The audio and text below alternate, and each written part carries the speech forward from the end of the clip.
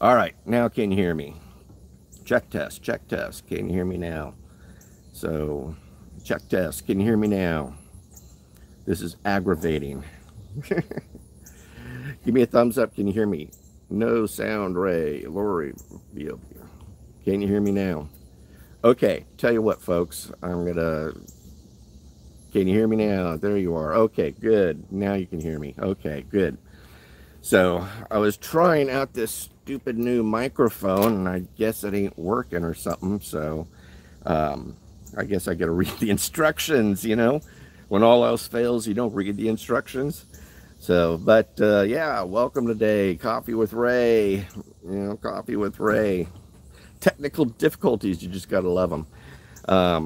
But I was saying that with everybody's garden starting to produce really well and coming in, and we're seeing a lot of fruits and veggies and all this other good stuff going on and everything, what I thought I'd do is give some dehydrating tips and some of the cool tools that I've been using for my dehydrator.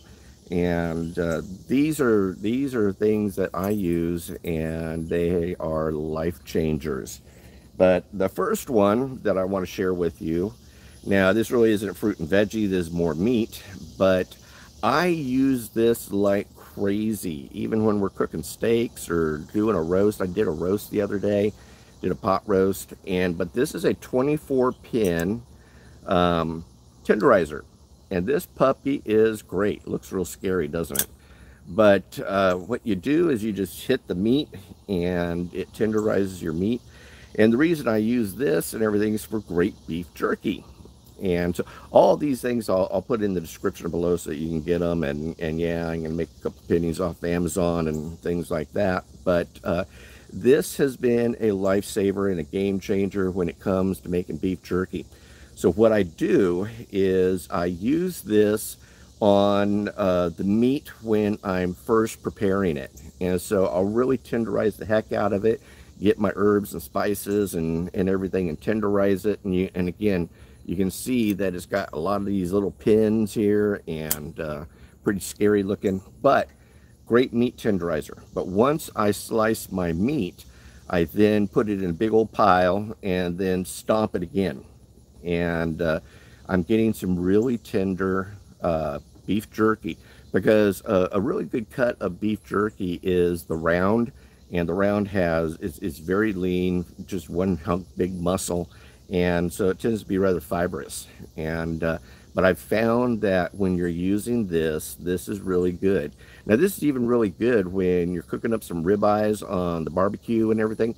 Tenderize it with this as well, get it going and everything, and you'll find that your steaks turn out really, really good, especially if you put your spices on it and everything, kind of tenderize and punch those spices in and things. But I love this puppy. So great thing for making beef jerky, and something that you may want to get.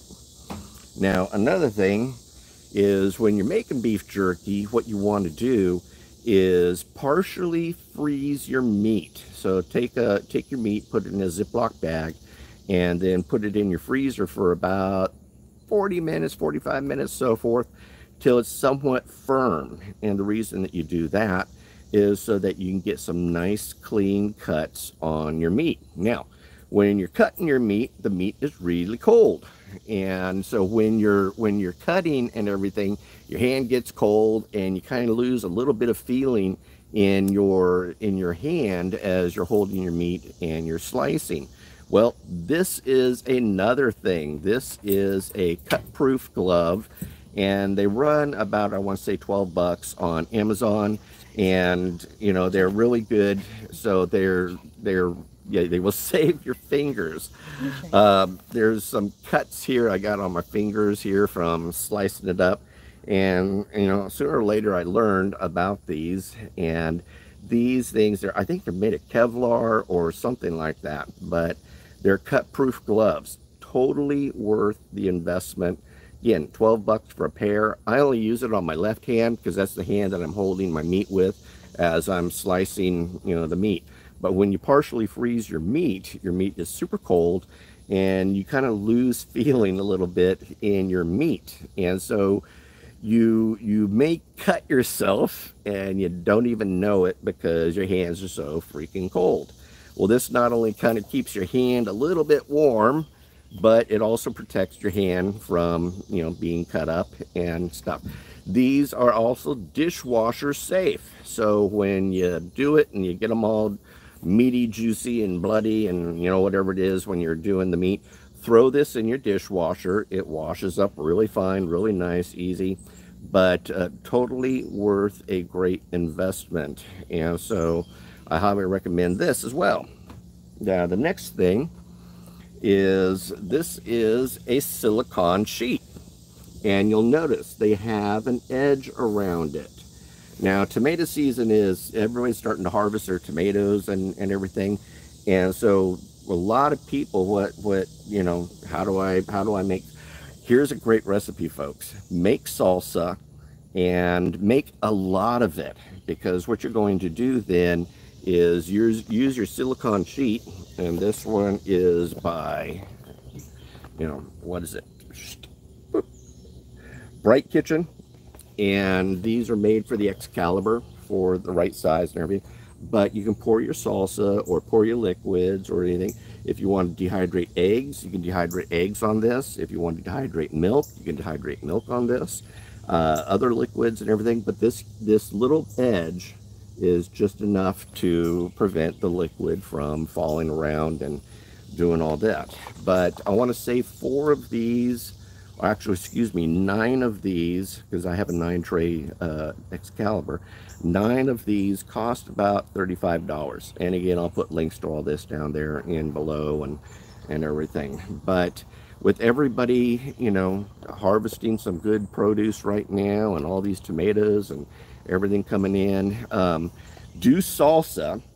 And then when you do your salsa, you know, make it up however you want and things, and then dehydrate it, and then powder it, because then you have an insane seasoning that is great on chicken, great on eggs, great on basically anything and everything where you want some really good pop and some really explosive flavors to pop through and everything.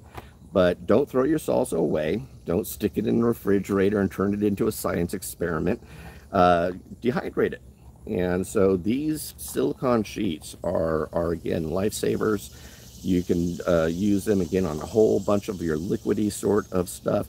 I even dehydrated pickle juice, and pickle juice is great because, you know, it's a great seasoning that you can use and things. But here's another: rim your beer glass with some pickle salt that you dehydrate yourself, and you get some pretty cool, you know, beer taste and things. So, but these are wonderful. Now, for those of you who don't know, I actually wrote a book called, you know, the Prepper's Hits, Tips, and Trips, Prepper Tips, Hints, and Bizarre Recipes for your dehydrator. Now, I've got a whole boatload of recipes in here, and in fact, I've got a really good salsa recipe that you guys want to try, and dehydrate that, and, you know, use that as just you know, something that you want to eat. But I'm not giving you the typical old, you know, here's this beef jerky recipe, or here's that recipe. I'm really giving you some interesting recipes in this book. They are on the bizarre side, but these are a lot of things that I have done with my dehydrator. And Angry Taco says, just started reading this. Thank you, Angry Taco. But great recipes. And in fact, something you may want to try with your dehydrator is sauerkraut. I mean, it's when I've gone speaking at some of these events and everything, or prepper conventions and so forth, I pass out dehydrated sauerkraut. And I tell folks, listen, taste this, try to figure it out, but don't say what it is out loud. And I think I've only had like 1 or 2 people ever guess that it's actually dehydrated sauerkraut. But dehydrated sauerkraut, not only can you powder it and turn it into a spice, you can also use it in the dehydrated form and kind of crunch it up over like baked potatoes, put it on top of meatloaf, or, you know, put it in your salad. But that zing of the sauerkraut just pops in your mouth, and it's absolutely a wonderful flavor that I've had even people who say, I don't really like sauerkraut. Try it, and they are blown away at how good it tastes. But get this book. I think it's something on Amazon. They keep changing my price all the time, but I want to say it's like $15.95 or something like that. But brand new book. I put this out maybe a month or two ago, and getting a lot of positive reviews on it. People love the book. A lot of really interesting recipes. Again, not your common old everyday recipes that you normally see in some of these dehydrating books. So I've really tried to do the weird stuff, and then also give you tips on stuff on how to use your dehydrator for besides dehydrating food. So in the back of the book, I've got some of the weird things that I've used my dehydrator for. For example, here's one. Is during the winter time, you know, we live in snow country here now in Virginia and stuff, and our little daughter goes out and plays, and so her mittens get all wet and everything, and her hat gets wet. I throw those in the dehydrator, and in about a half hour, boom, they're dry. And so that's a quick dehydrator tip on non-food items, but I give you a whole bunch of other examples as well. And then since I'm big into fermenting, you can also do your sourdough starter in a dehydrator. You can do yogurt in a dehydrator. And then I have a recipe to make tempeh, which is an Asian fermented product using soybeans and so forth. It's really good. And then I'm tempted to make natto in my dehydrator as well. Natto is those stringy soybeans. I enjoy natto. I enjoy a lot of Asian food. I was kind of raised on Asian foods because of where I was growing up when I was a kid, and so just a lot of Asian influence and everything. So I tend to, you know, do it. How long does your sourdough starter last? It depends. I mean, you got to keep feeding it. I have to admit that I don't make sourdough all the time. I've got a jar of it in my refrigerator right now. Probably what I need to do is resurrect that. But it's easy to resurrect. All you do is, you know, add a little bit of water, add a little bit of flour, and pop it in the dehydrator again, and it starts, you know, fermenting. And if you're using an Excalibur, there is a yogurt setting, which is about 100 degrees, and I found that that really works really well. And all you do is just pull the trays out, put your mason jar in there, and you're able to, you know, get your sourdough starter moving. And then, of course, every day you pull out part of it, add some more flour and water, and then pop it back in when you dehydrate it. I don't dehydrate my sourdough starter. It's how I ferment my starter. You know, most people like leave it on the shelf or just leave it in a kind of a warm, dark place and everything. I use my dehydrator, and I find that on the yogurt setting, which is right about 100 degrees, is a good temperature to, you know, do fermenting. You know, you can ferment your yogurt, ferment your sourdough, or get your sourdough started going and everything, as well as some other fermented items. But there's a lot of things that you can do with an Excalibur. I'm a very pro Excalibur person, as you can see right here. Excalibur, I think they are the best dehydrator out there. I am not a fan of electronic dehydrators or digital dehydrators. All you're doing is you're asking for the electronics to break. And I belong to, excuse me, itchy nose, several dehydrating groups, and I'm constantly seeing people who say, oh, my electronics blew out, or my digital thing blew out, or, you know, I'm not working anymore. And the problem with a lot of these other dehydrators, one, they're made in China, but two, you cannot fix them. And so here you've spent 200, you know, maybe even 300 on a fancy schmancy dehydrator, and the electronics go out on you, and so basically you're left with a box. And so with the Excalibur, there's only one knob, and that's, I use the economy model. So there's only one knob, and it turns the dehydrator on and turns up the temperature. So on, off, easy peasy. And then the Excalibur is American made, which I'm very pro buy American. And ordering parts for the Dehydrator is easy. You can find them on Amazon, or you can go to the Excalibur website itself and order the parts. If you look behind your Excalibur, there's some screws you got to undo, a couple other nuts that you need to undo. It pulls the whole part out. You unplug the knob part, put that other in, screw it in, plug it back in, and you're good to go. So got yours for 30 bucks. Great job. I have a Nesco, so good job there. The other things that I don't really care for are dehydrators that are vertical, and so either the hot air comes from below or the hot air comes from above. And the negative is that you constantly got to rotate your trays, because if you don't, what will happen is some of your stuff that are in the middle or on below or wherever don't dehydrate all the way. Will you have a link in? Yes, I will. And so I'm not a fan of those uppers and lowers. I hate the Ronco. The Ronco is basically a beef jerky machine. This is something you buy at Walmart. It's got an element in the bottom, no fan, no nothing like that. And all it does is makes beef jerky. If you're using those for fruits, vegetables, and herbs, you're basically going to kill the nutritional value in those, because they're set to about 165, and that's the only temperature that they have. And so I'm not a big fan of those. I'm not a big fan of these metal grates that everybody's using and everything. To get them clean is an act of God. Even when you're running through the dishwasher and everything, you still find food particles and stuff. Whereas the Excalibur comes with these food grade mesh things, or what, trays. Well, they're trays, but there's also this white mesh on it that is very easy to clean, dishwasher safe, super easy to clean.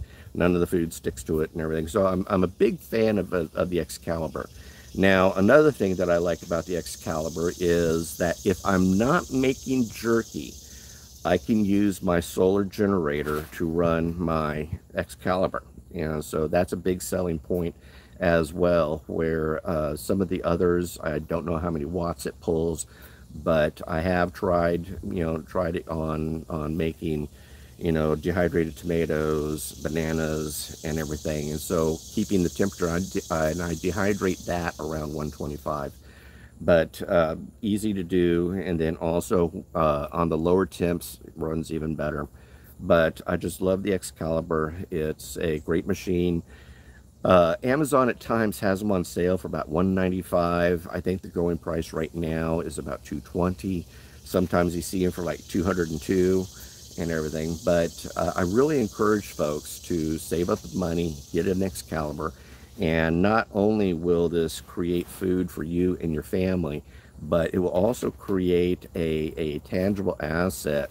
Basically get a bunch of stuff, put it in a mason jar, and make it a meal in a jar, in a sense. And this is something you can barter and trade with. And so not only will it feed your family, but you can make money with it as well. And in the coming days, these are things that you may need to do, is to be able to make some money and everything. So making, these dehydrated meals in a jar is a great idea. These are barterable items that you can take down to the farmer's market or trade with your friends or family and other things like that. So, but yeah, with the summer harvest starting to produce right now, now's a good time to start getting your dehydrator going and start dehydrating. When I do dehydrate, I don't really care for Mylar bags, because I've had so many of them puncture. And then I usually keep my stuff in mason jars with oxygen absorbers. And dehydrated food will last, a good 15, 20, 25 years.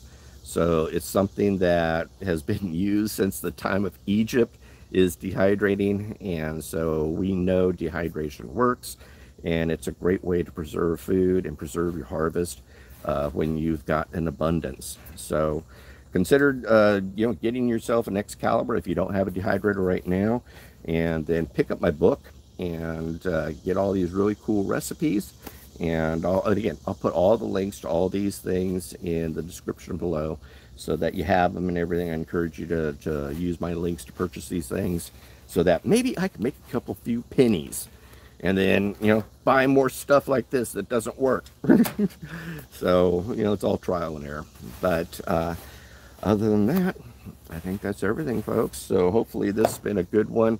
Coffee with Ray. I've been trying again doing this at 9 a.m. Eastern every day so that y'all know that, you know, I'm coming on at a certain time. And if you're new to this channel, do me a favor, like, subscribe, share, and then ring that little bell so you get notified whenever I do put out videos or do go live.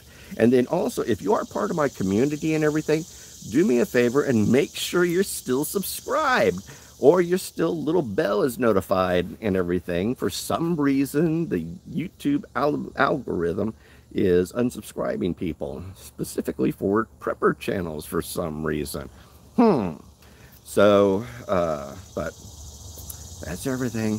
Raymond Mhor, Killed the Prepper. You're watching Coffee with Ray. We'll see you. Goodbye. God bless. And Kilt on.